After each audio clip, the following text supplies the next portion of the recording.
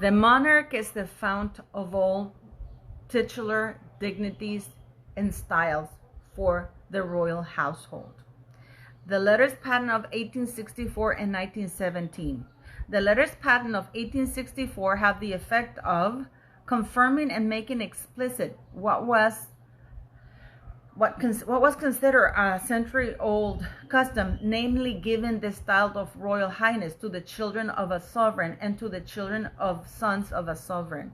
It said nothing about the title of prince except to implicitly confirm that the same people received it. Okay? It also said nothing either positive or negative about usage for other individuals. However, subsequent letters patent 1867, 1886, 1905 refer in their preamble to the letters of 1864 as defining and limiting the style of royal highnesses, prince, and princesses. The letters patent of 1917 have the effect of confirming the dispositions of the letters of 1864, restricting, and this is in parentheses, although they're not citing in their preamble, the dispositions of the letters patent of 1898 to the eldest living son, which was changed in 2012 by the monarch, Queen Elizabeth, of the eldest son of Prince of Wales, and denying the title of prince and the styles of royal highness and highnesses or serene highness to anyone else except those already granted by the letters patent and remaining unrevoked. Why is this important? We're going to get into this because the monarch has the power to bestow or grant, alter, and revoke any and all titular dignities. And prince and princess is a titular dignity. It's not a birthright. It's a titular dignity granted by the monarch. And as you can see, it was restricted in 1917. And a lot of people ended up waking up without prince and princess title. The reason why I'm doing this video is because I am still getting so many things about this and the bill for removal of titles, which I don't understand it because I've said so many times about this. Harry can wake up tomorrow and be Henry Mountbatten Windsor at the stroke of a pen. That's all it takes. That's absolutely all it takes. His dukedom can be revoked or made life peerage. The king can wake up tomorrow and decree that Harry's children will no longer be considered royal, will no longer be considered royal HRH, or nor hold any titular dignity nor style. His Royal Highness, it doesn't mean that you're royal. It's how you're styled, and it gives you certain benefits to it. And the same thing with prince and princess. It denoted the proximity to the king, to the monarch. So I hope with this video, it will be the last video I do about this, guys, because yes, Harry can lose the titles. All it takes is balls. Hello, beautiful people. I hope you're doing well on this Sunday morning. I had to go to the farm early this morning, but somebody blocked my garage, so I couldn't get out. So anyways, I'm going to do this video, and this is the last time I will address this once and for all. I've been saying this for a couple of years now. I've sent you links. I've sent you everything. And you keep going on, oh, well, this other YouTuber, until this other YouTuber, when the Queen died, admitted that all it takes is a stroke of a pen from Charles, from the monarch, to strip the titles from Harry. So let me try and explain a little bit more. I don't know how to explain it. I've sent the links. I have sent the shots of the images of why Harry can, it doesn't take much for Harry to be stripped of all titles, because it's the monarch is the fount of all royal titles. And even though prince is called a title, it is not a title. It's a titular dignity granted by the monarch. So there's a big difference between, oh, we titled him. No, we call him, it's like, yeah, it's like, this is what we're going to call it. Like, let's say I'm in my house, and I'm going to say that from now on, everybody in my house is going to be titled prince and princess inside my house. Okay, I know it's very basic, but it's just I don't know how to explain it because I'm still seeing down in the comments, oh no, it requires an act of parliament because a bill for removal of titles. Now Charles is going to be able to do the monarch. No, that's misleading. It really bothers me, and I'm going to start blocking those comments because after everything I've shared, and I'm not going by gossip, this is really literally what's there. Let me give you an example. The Duke of Prince Edward was just made the Duke of Edinburgh by King Charles, right? By Charles, the current monarch of the United Kingdom. And the title, if we go by the letters patent, it should be hereditary because it ceases to be royal once it goes beyond the grandson. If it goes great-grandson, then the title is not royal anymore. It's a peerage. However, the Duke of Edinburgh, the monarch decided that it goes back after Prince Edward dies, that it's not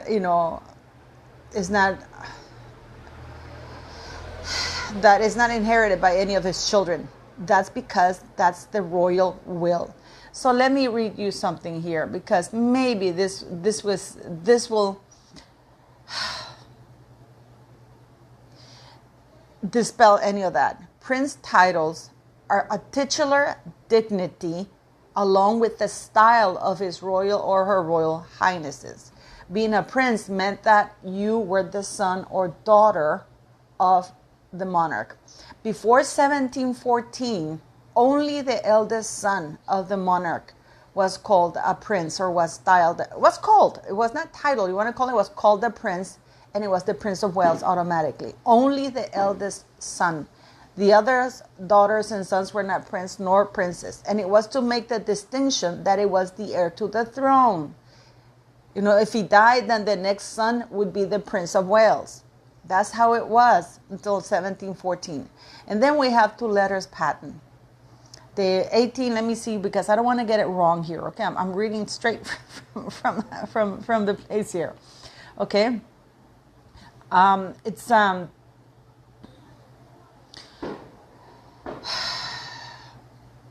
the rights to styles and titles. None of this body of law applies in the slightest way to other titles and styles, such as those of Prince and Highness. I'm just reading, and I don't want to go through a lot of stuff, okay? Because the most important thing that you have to understand here,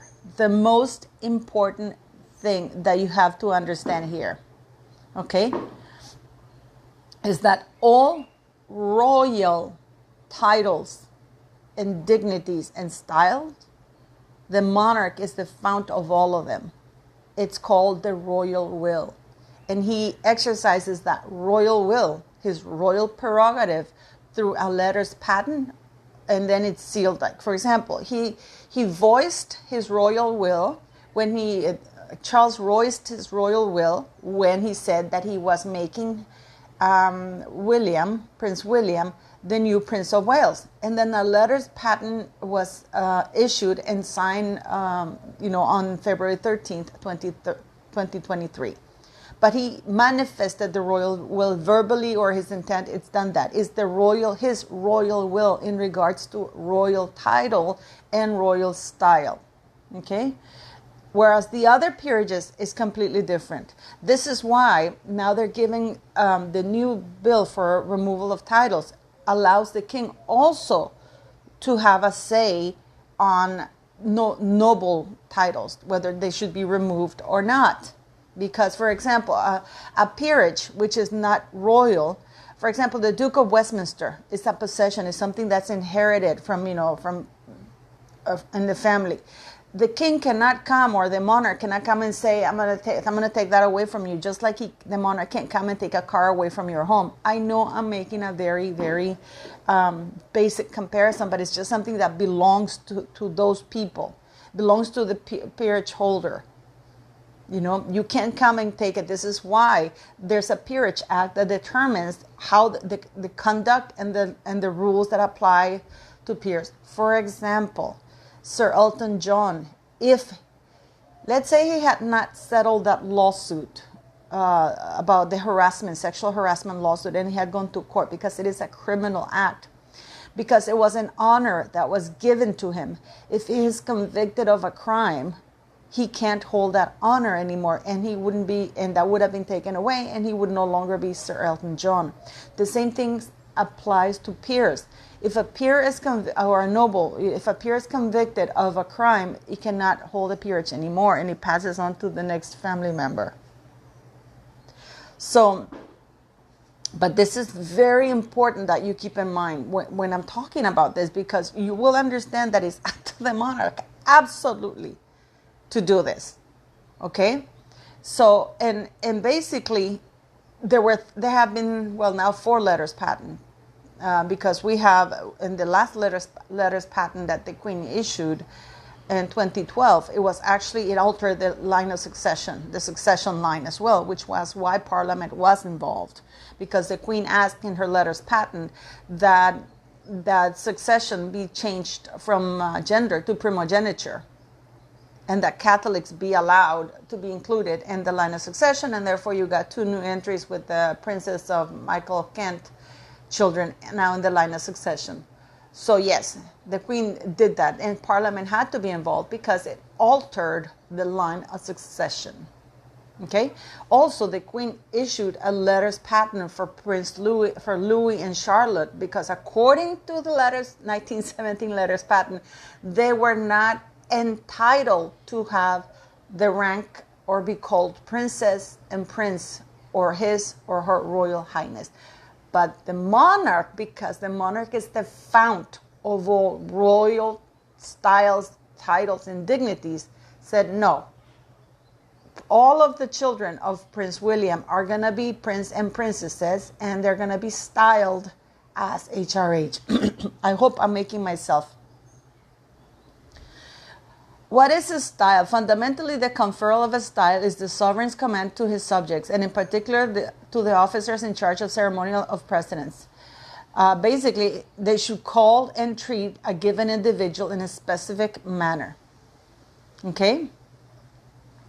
And the command ought to be followed by dutiful subjects until such a time the sovereign changes his mind. As to the form that this command can take, there is no rule, either for the conferral or the alteration or the withdrawal of the style or title. Now, this is incredibly important. Prince is a titular dignity. It's not a title. It's not like the peerage title. It's a titular dignity that indicates his proximity to the monarch. And that can be taken away by the monarch. Okay? Let me see. Where was I? Also, as to the form that this command can take, there is no rule, either for the conferral or the alteration or the withdrawal of the style. Formal written documents like letters patent and royal warrants are more or less formal evidence of the sovereign's will, but it is the sovereign's will that counts. However, it may be manifested, which means no matter how he says it, he can write it in a piece of napkin, and if he signs it, and that's what he wants, it is considered the royal will. Okay? Of course, the traditional medieval form of letters patent are the best known and most familiar. Okay? Style versus titles. In what follows, prince will be called a title, and the varieties Serene Highness, Royal Highness is the style. This distinction is purely for convenience. It is not, you can't find this in any document. You're not going to find it in any document, okay? And it's not something that you're going to say, you have the letters patent of 1917. What is a prince? This style is purely a courtesy and the holders of that title remain commoners until they are raised to the peerage. The only exception being the eldest son of the sovereign who at birth, or as is the case of Prince Charles, at his mother's accession to the throne, immediately became Duke of Cornwall. Okay? Normally, a courtesy title indicating certain degrees of relationship to the sovereign and having no powers to govern. Which means that a prince is just a courtesy title. Now, Harry got a dukedom, but it's a royal dukedom. We still don't know whether it's hereditary or not. The king at any moment can say, you know what? I'm going to alter that dukedom, and it's not going to be passed on to your children. It's going to be a life peerage. So it reverts back to the crown when you die. Does that make any sense? I hope I'm making sense here, okay? Because the king, the monarch, has absolutely every right to alter. The only thing is that usually it's not that it's illegal that he takes it away or alters it, but it's unseemly that once he's granted the title, it gets taken away. Okay? So, I mean, it's only, this is why you have, I think, the 1970, no, what was it? There's that, I want to say 1917, I can't remember. There's the Deprivation Act of titles for people with treason and stuff like that.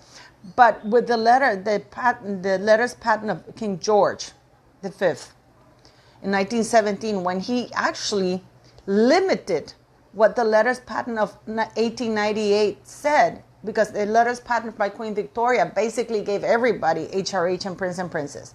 But the king limited and denied the style to, according to the letters patent of 1898 by Queen Victoria, he basically said, no, I'm only going to call Prince and Princess this and this and that, which has since been altered completely.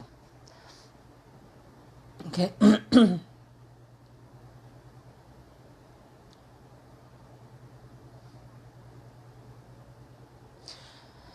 I'm just reading here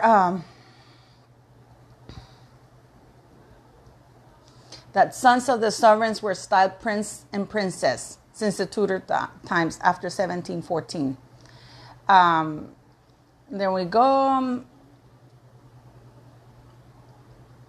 I'm just reading here because I just want to, just to give you an example. There was a mix-up by Queen Victoria when she issued her letters patent that was ambivalent. For example, here, she issued the letters patent, right, in 1864, which only dealt directly with the style of Royal Highness.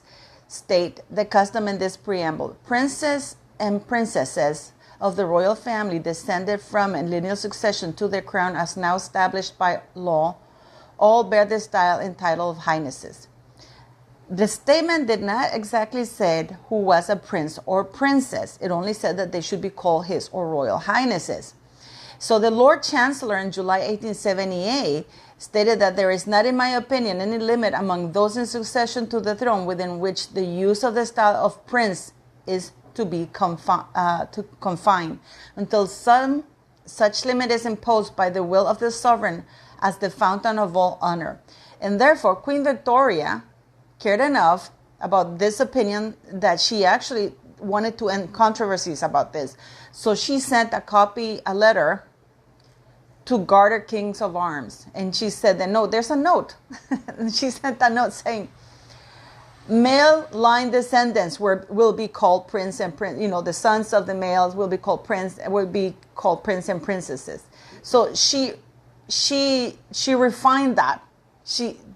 Who's going to be called prince and princess and how they were going to be styled. Okay, so and here we have in black and white, and people have been saying this. I mean, I sometimes, Bookworm and I feel like we're banging our heads against the wall because it's here. All it takes, and for some reason, I got into this guy he's on TikTok who's not a royal expert. He's talking about the titles, bill of removal titles, and how the king will now be able to remove it. The king can do that already. The queen could do it already. You know, just to give you an example, I have the extinct dukedoms from royal dukedoms, right? Right now you have 24 non-royal dukes. They're nobility. Royal dukes cannot sit in the House of Lords. For example, Prince Harry will never be able to sit in the House of Lords in the United Kingdom, neither will his child or children or anything, because they're royal dukes, so they cannot be in the House of Lords. So here we go. This is extinct dukedoms. The Duke of Albemarle, it was deprived in 1399. And the non-royal dukedom created in 1660 and is extinct in 1688. Duke of Clarence, that was forfeited in 1478. Duke of Clarence and Avondale, extinct in 1892. Duke of Clarence and St. Andrews merged with the crown. Duke of Connaught and Strathern, extinct in 1943. And then it was created once again in 2011 and handed over to Prince William. Okay. The Duke of Cumberland, that was extinct in 1765. Let me see. Duke of Hereford merged in with the crown in 1399, and now is the non-royal, I don't know, okay, something that was created in 1550 and now is extant. Duke of Kendal, extinct, non-royal dukedom, extinct in 1743. I mean, these are all royal dukedoms, and we have all the royal dukedoms created since 1726, and what's happened to them. They're extinct, reverts to the, and they're deprived. In 1919, there was the Duke of Cumberland and Teviotdale that was deprived. Deprived in 1919, Duke of Albany, deprived. Duke of York, Prince George created. Prince of Wales in 1901, merged with the crown 1920. I mean, I mean, there's so many dukedoms that make extinct and extinct. There's a big difference, okay? And the merge with the crown. So what happens with that? The reason why I'm trying to say this is because I'm still listening to people, and they're still asking me what the difference is. The bill for title removal of titles is to give authority to the king to be able to remove peerages as well, in the sense of nobility from people in the House of Lords. Of course, it's not going to be at whim. It's going to be like a little process. It's not like his royal will with the titles, with the royal titles and stuff like that. It's not. There's a process for that. Just like, for example, Parliament will also have the right to suggest to the king to remove certain royal titles. Because for now, Parliament, as repeatedly stated by Parliament, and if you read that bill of removal of titles, you will see that it says that it gives Parliament the right to suggest to the monarch the removal of royal titles to certain royals. All titles, which right now Parliament is powerless to do that. So it's a trade. So I don't know how else to say this to you guys, because I have until 1917 the title of prince was purely customary, until the sons of the sovereign were princes and royal highnesses from the 17th century, formalized in 1864 and in 1917. The monarch is the one that decides who is prince or princess, okay? And it says here that the king or the monarch is the only one with the power to manifest the royal will as to how the princess, and other royal styles are going to be issued, granted, altered, removed, or withdrawn. It also says here that although it's not done, it hasn't been done, it's been deprived a couple of times there. You have the bills, the Deprivations Act. The king can revoke, the monarch can revoke all titles. The king can issue a letters patent tomorrow and say that only the children of that Prince Henry, Prince Henry, Duke of Sussex will no longer, that that Harry will be the Prince Harry from now on will be known as Henry Mountbatten Windsor, and all his descendants will no longer be considered royal or nor hold any royal titles, styles, or dignities. And that includes the royal dukedom, or he can make the royal dukedom to be a life peerage that ends with Prince Harry, for example. So therefore, his children cannot inherit it. Okay, so the king can do, the monarch can do anything. That our queen didn't want to do it. She didn't want to pull the trigger on that because it's unseemly, and she did not consider it bad enough, given the fact that the Duke of Windsor, who was Edward VIII, committed treason.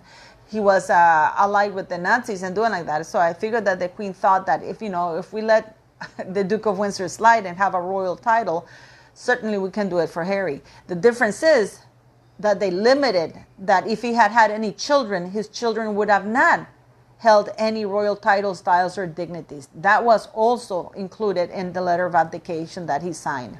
So as you can see, Harry, I don't understand why they were granted the prince and princess titles, allowed to use them, because they could have said, no, your children will not inherit any of the titles like they did with the Duke of Windsor. But they didn't do it. They didn't do it.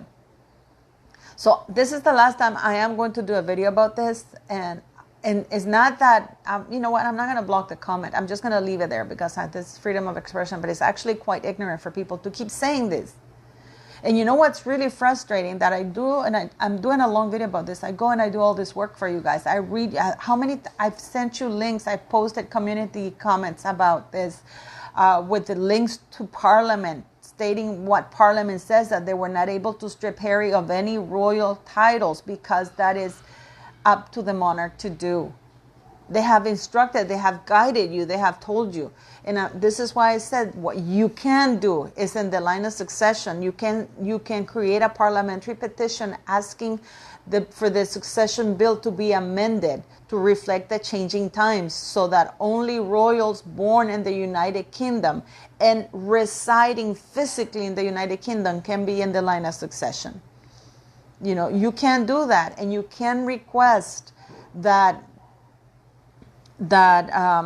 all documentation providing the birth of royal children be made absolutely public, including and especially the testimony from the doctors with the doctor's signature that witnessed and delivered the royal child, like has been the custom up until Meghan Markle and Harry. And I'm sorry, and I know many people think I'm spreading theories, but I do not believe Meghan carried those children. These two people blab about everything. Harry's mounting women here. Meghan Markle is doing this other thing here. She's pooping in the woods. Harry, is doing drugs. I can't believe how happy he is to talk about his drug use, and Meghan Markle talk about all other things, and yet they don't talk about they don't give one anecdote of Meghan Markle being pregnant. Harry talks about that he ordered Nando's while he was at the hospital, and when Meghan was giving birth, and how he is inhaling all the laughing gas, but they can't give you one anecdote of birthing. And Meghan Markle, why not do a podcast about being pregnant at such an old age, because she was actually quite old for it's considered almost a geriatric pregnancy. She doesn't talk about the difficulties of that, the difficulty of being pregnant, what it thought for her, what it did to her, how it affected her mood, her food, nothing. Especially her calls herself being a foodie. There's nothing. And there's no transparency. When there's complete lack of transparency, something is not good. But that's just my opinion. Thank you very much for watching, guys. And please, please understand that the monarch can remove all titles. The bill for removal of titles is to grant the monarch powers to remove peerages, non-royal peerages. Have a say, of course, at the request of Parliament or other requests. There's a thing going on right now. I don't know why people are still going on about it, because Parliament has already answered about that. Being called a prince is a style. It's a titular dignity that the monarch can revert at any time. They did it in 1917 when he denied the prince and princess titular dignity and his or her Royal Highness titles to a bunch of people, limiting it only to the male descendants of the sovereign, which the Queen later changed in 2012 to say that no, change that. Okay, so I hope it answers